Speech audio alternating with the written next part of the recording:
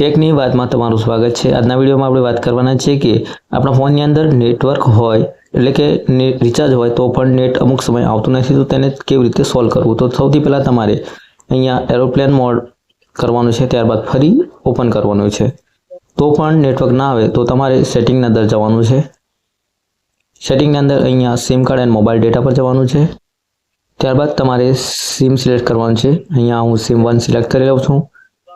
ત્યારબાદ તમારે અહીંયા એક્સેસ પોઈન્ટ નેમ પર ક્લિક કરવાનું છે।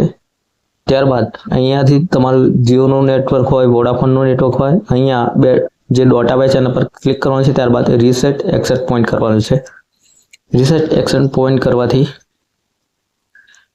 જે નેટવર્ક છે તેની અંદર ઓટોમેટિક સુધારો થઈ જતો હોય છે। તો પણ ના થાય તો તમારે તમારો ફોન રીબૂટ કરી લેવાનો છે। તો આ વિડીયો તમને કેવો લાગ્યો કમેન્ટ કરીને જરૂર જણાવજો।